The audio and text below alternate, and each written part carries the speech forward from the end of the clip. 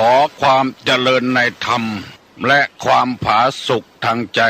จงได้มาบังเกิดมีแก่ท่านสาธุชนคนดีผู้เจริญในศีลในธรรมทุกท่านพร้อมกันนี้ขอยกมือ10 นิ้วกราบอาราธนาเอาคุณพระพุทธเจ้าคุณพระธรรมพระสงฆ์คุณพ่อคุณแม่คุณครูบาอาจารย์ผู้ประสิทธิ์ประสาทวิชาความรู้บุญศีลบุญทานสิ่งศักดิ์สิทธิ์ทั้งหลาย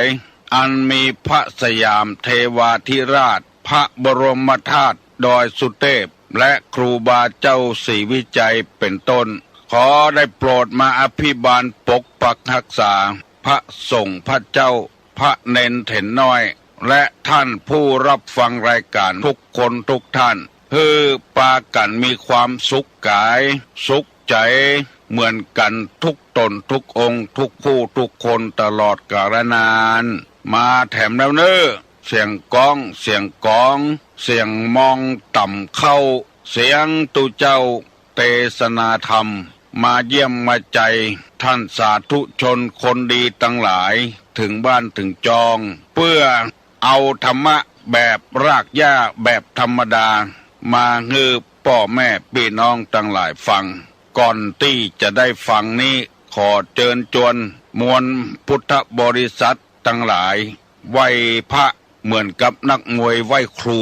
ระลึกถึงครูบาอาจารย์ก่อนผู้ที่ไปแสวงหาสัจธรรม4 อสงไขยปลายแสนมหากัปและ10 ญาติปางสุดท้ายได้เกิดมาเป็นพญาเวสสันตละตาลเข้าของทรัพย์สมบัติสละบัลลังก์ไปบวชเป็นพระฤาษีตาลเมียตาลลูกบำเพ็ญขนาดนักจนได้ตรัสรู้เฮาไหว้ครูบาอาจารย์เนี่ยก่อนเน้ออาลังหังสัมมา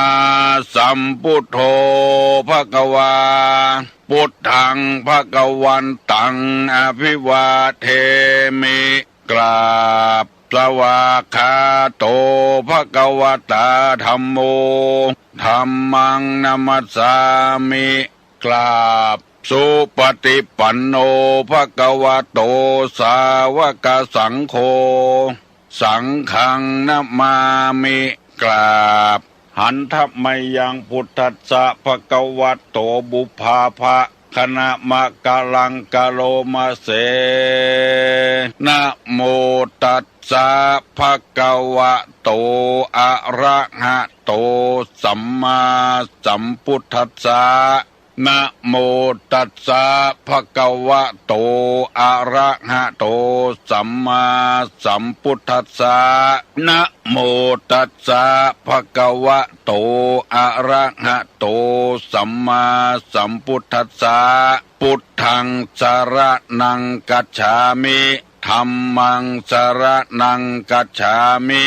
สังฆังสรณังกัจฉามิตุติยัมปิพุทธังสรณังกัจฉามิตุติยัมปิธัมมังสรณังกัจฉามิตุติยัมปิสังฆังสรณังกัจฉามิตติยัมปิพุทธังสรณังกัจฉามิตติยัมปิธัมมังสรณังกัจฉามิตติยัมปิสังฆังสรณังกัจฉามิอิติปิโสภะคะวา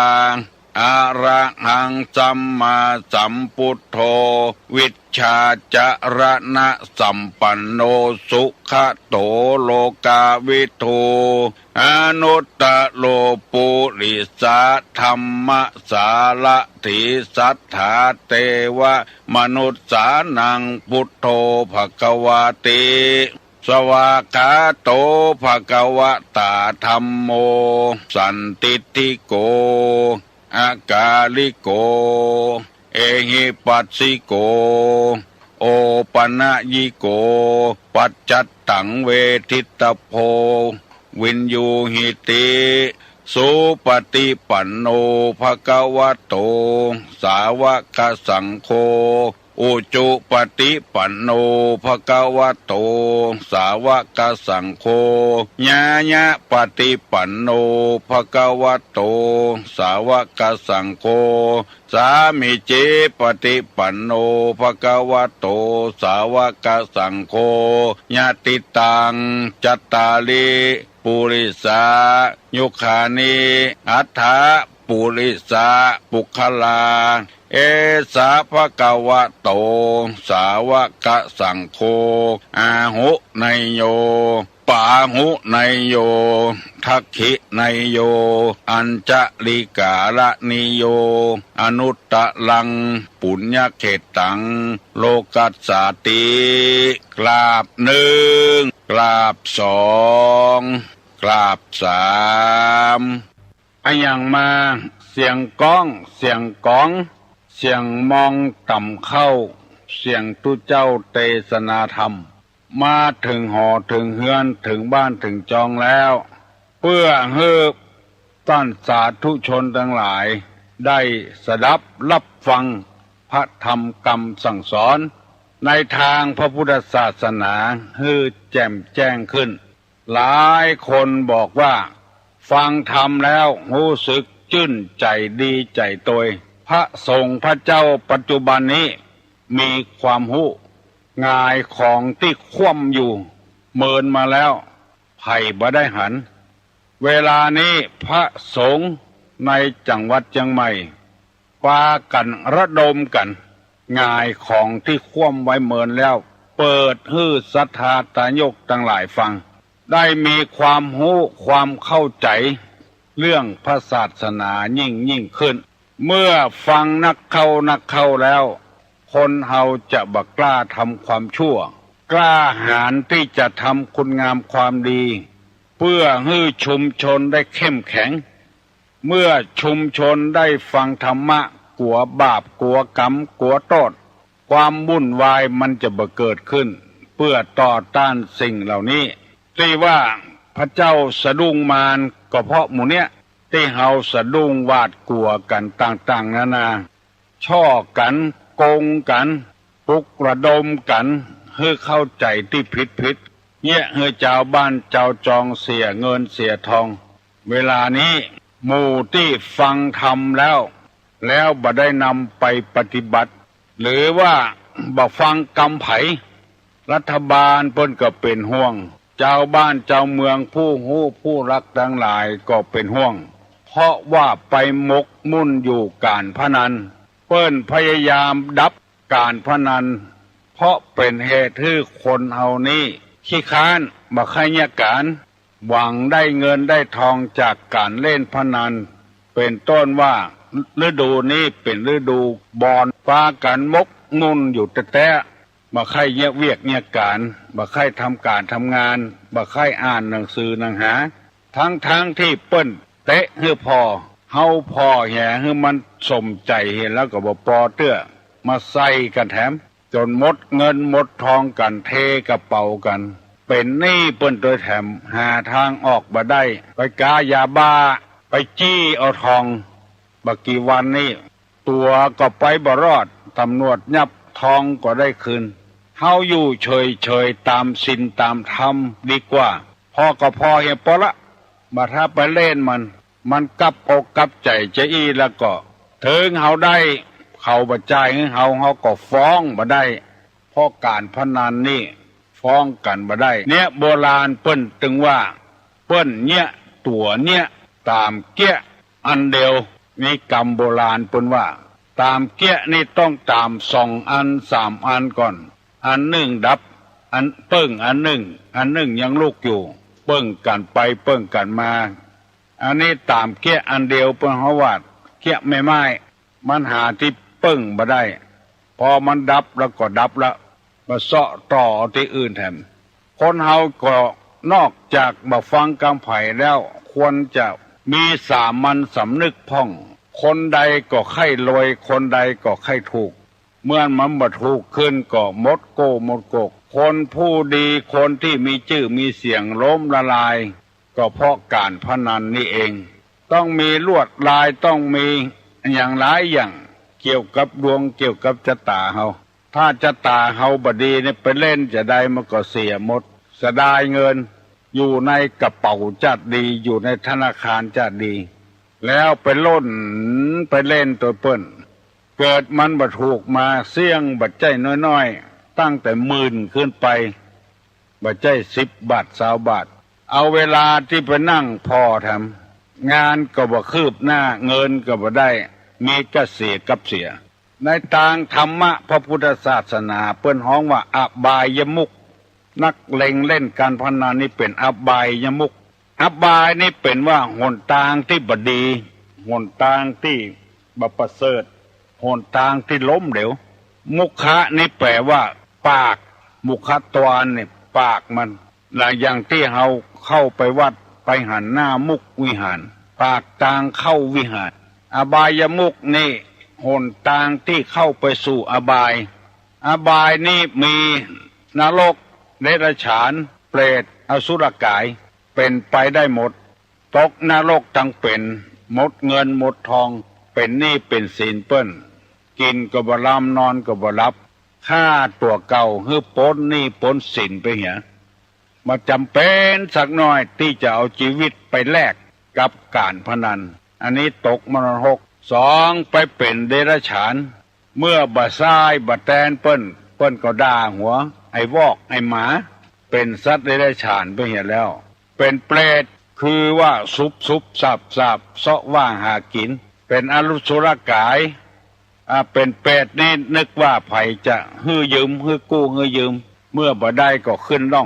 งเป็นเปรตเป็นอสุรกายคือพกกินเปิ้นเผลอที่ไหนก็ไปลักไปจกของเปิ้นไปชอบไปโกงไปจี้ไปปล้นของเปิ้นเพื่อจะเอาเงินไปใจหนี้กาบอนเลยเป็นอบายภูมิไปเหี่ยภูมิที่ในทางที่บดีในทางที่บ่ประเสริฐเพราะฉะนั้นจึงขอฝากกรรมที่ว่าเปิ้นเนี่ยตัวเนี่ยตามเกี้ยอันเดียวเพื่อพี่น้องทั้งหลายได้พิจารณาจะไปใส่ไปเสียกันเป็นเงินเป็นทองพอเอาด้วยธรรมะไผชนะไผชนะไผก็พอแล้วการพนันนี่มันสึงเข้าหัวอกหัวใจของคนไทยนี่มาเมินละมีลายหนึ่งให้อู้เพื่อนมันฟังว่าเพื่อนเฮาเนี่ยย่างการพนันหมดแล้วประเดี๋ยวนี้เฮาบ่เกี่ยวข้องอย่างสักอย่างเพื่อนมันก็บอกเชื่อเป็นไปบ่ได้มาเคยดิดมันก็ยืนยันว่ามันบ่เล่นละเล่นอยู่ถ้าพอเด้อบ่เล่นละเถียงเข้าเอาเห็นแล้ว เพื่อนว่าเฮาบ่เล่นกันเฮาจะเล่นอยู่กันเล่นเนี่ยเฮาย่างนะบ่ย่างบ่ได้เอามาเอาอย่างงี้มาเอาใส่กันมานี่แหละเอาใส่กันมากนี่แสดงว่าเอาเหลี่ยแล้วเล่นการพนันแล้วใส่กันเท่าใดถ้าข้าบ่เล่นเตะป๊บก็ใส่กันแล้วเป็นการพนันไปเห็นแล้วอันนี้ฝากไว้เนอะกรรมโบราณเปิ้นว่าไว้เปิ้นเนี่ยตัวเนี่ยตามเกี้ยอันเดียวมันเป็นน้ำมันอย่าเกี้ยไม่นับได้รับตามจะได้วันนี้จะได้นำเอาจริยธรรมสำหรับชาวบ้านทั่วไปที่ได้อธิบายมาแล้วเป็น8 ข้อแล้วข้อที่8ว่าเทียบเคียงฐานะวิชาและอาชีพให้ทันเพื่อนบ้านเปิ้นว่าจะนะพอฐานะของตัวกับของเปิ้นดีเหลืองเฮาเพราะเปิ้นเนี่ยหยังแล้วเฮาจะได้เฮียนแบบเปิ้นว่าใจว่าพอบ่ได้มองบ่ได้ต้องขยันขันแข็งต้องเก็บหอมรอมริบต้องคบคนดีต้องประกอบอาชีพบ่ผิดศีลผิดธรรมกฎหมายบ้านกฎหมายเมืองเปิ้นหิเปิ้นหาของเปิ้นวันนี้จะได้นำเอาข้อที่9มาเสนอให้ท่านผู้ฟังทั้งหลายโดยคำว่าเลือกคบสมาคมแต่คนขยันเลือกคบสมาคมแต่คนขยันโบราณเปิ้นว่าคบคนดีคบคนชั่วปาฮื้อเดือดร้อนฮื้อฉิบหายเพราะฉะนั้นการคบคนเพื่อจะฮื้อ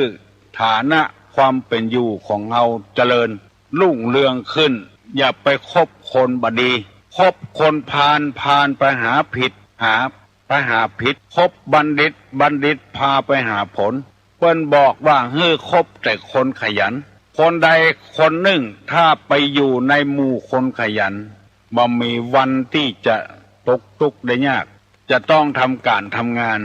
ดูตัวอย่างพอออกไม่ออกจะหันง่ายๆเอาลูกไปฝากกับวัดไปบวชกับวัดไปตกใส่วัดที่ตุเจ้าตู้หลวงที่ค้านบ่าทำวัดเจ้าบ่าทำวัดเย็นบ่าสั่งสอนลูกศิษย์ลูกหาบวชกี่ปีกี่เดือนกี่วันก็จ้างเถอะก็มองอันนะศึกหาลาเพศไปแล้วก็บ่ได้อย่างสักอย่างถ้าไปอยู่กับตู้หลวงหรือเจ้าอาวาสที่ดีหน่อยเอาใจใส่ปีหนึ่งก็สอบได้อย่างหนึ่งปีหนึ่งก็สอบได้อย่างหนึ่งอยู่ที่ไหนไปที่ไหนก็เป็นรักเป็นฐานดีดูตัวอย่าง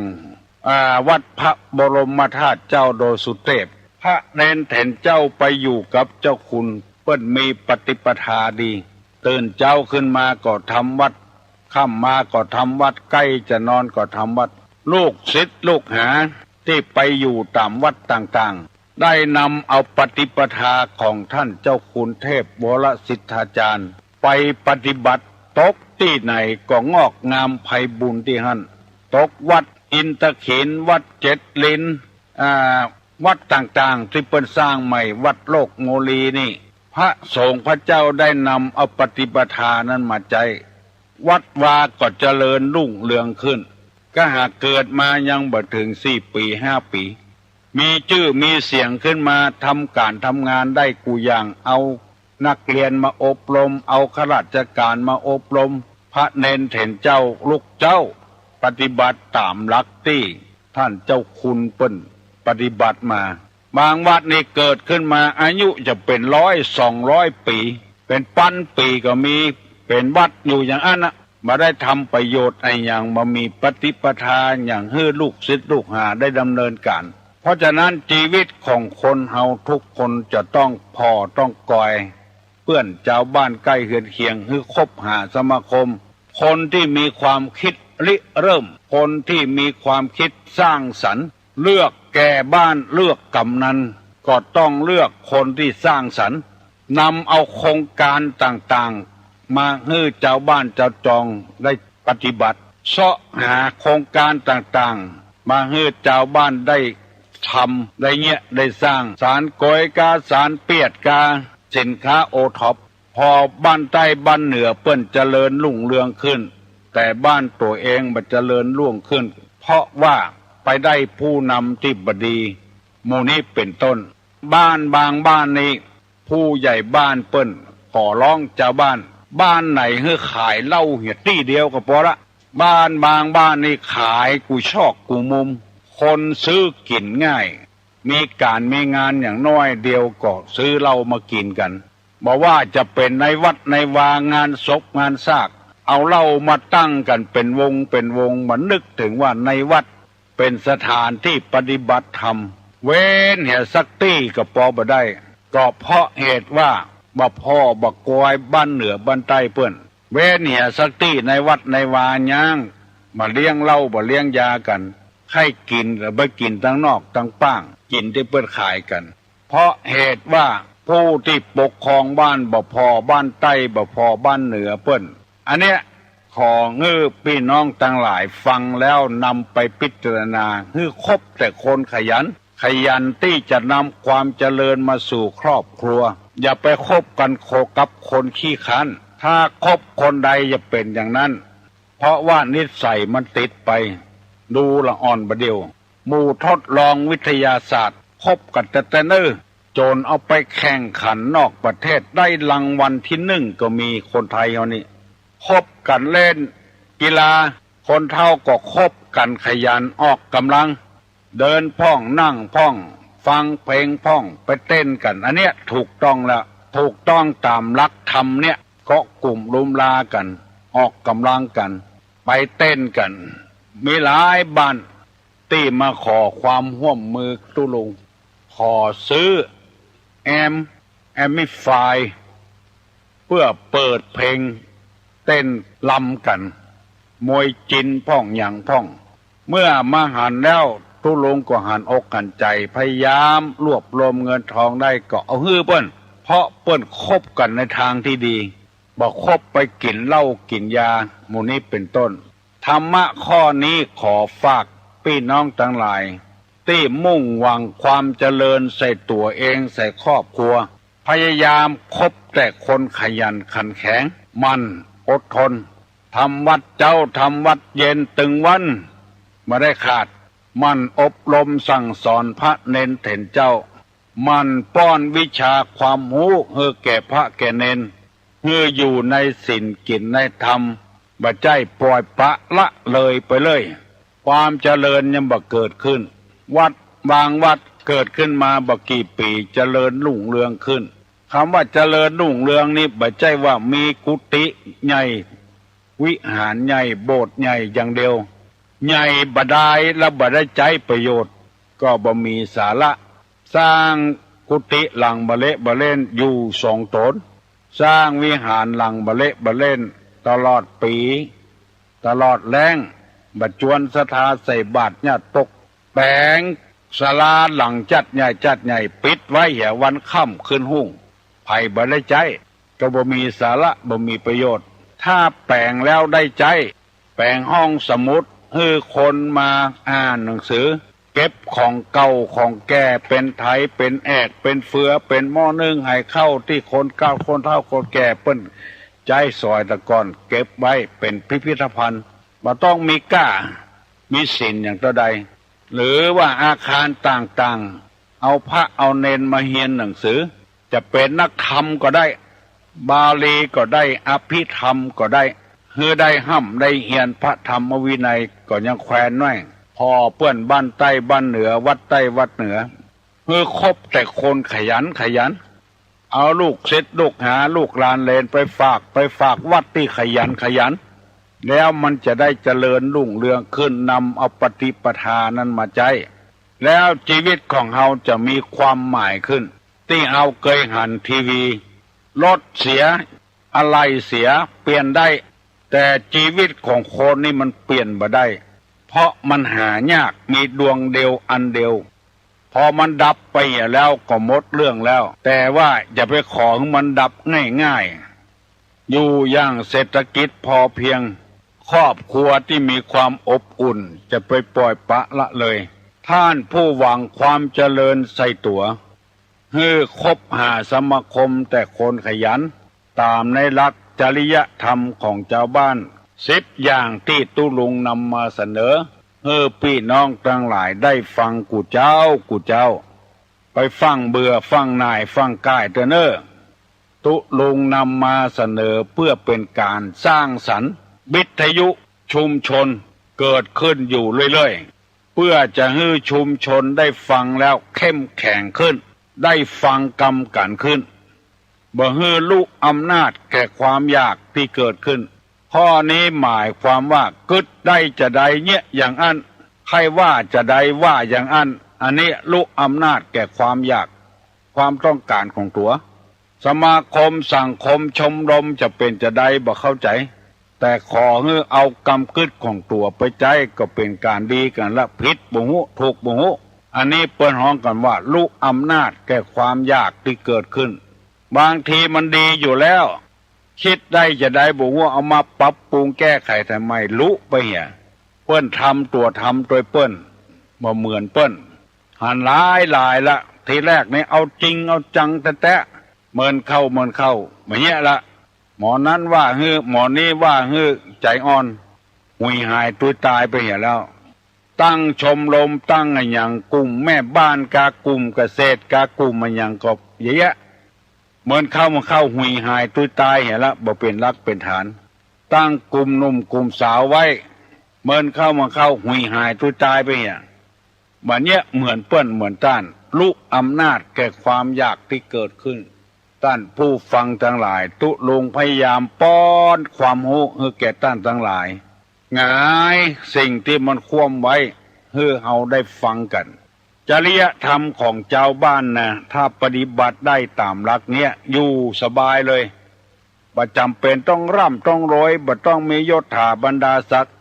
บ่ต้องไผอวดไผอ้างเฮาก็มีความสุขนึกถึงภัยของความยากจนไว้ก่อน 2. นึกถึงผลของความขยัน 3. นึกถึงกัตถาอาชีพของเศรษฐีอุทานะสัมปทาอารักขสัมปทากัลยาณมิตรตาแล้วก็ประกอบอาชีพสุจริตอุอากัสสะ 4. นึกถึงอาหารที่จะต้องหามาเลี้ยงชีวิตตึงวันจะไปอยู่กินนึกจะมาเลี้ยงต้องเลี้ยงไส้ 5. ตรวจตาความมรดกทุนรอนหรือกรรมสิทธิ์ของตัวเองว่ามันเพิ่มขึ้นมาการมันลดลงไปการแล้วก็6. คำนึงถึงบรรพบุรุษที่ท่านดำรงชีวิตวงตระกูลไว้ 7. ภูมิใจในภาวะที่ได้เกิดมาเป็นคนเป็นมนุษย์ 8. เทียบเคียงฐานะวิชาอาชีพให้ทันกับเจ้าบ้าน 9. เลือกคบหาสมาคมกับคนขยันได้9 ข้อแล้วยังแถมข้อเดียวเรื่องจริยธรรมของชาวบ้านวันพุธตุลงจะได้นำมาเสนอให้พี่น้อง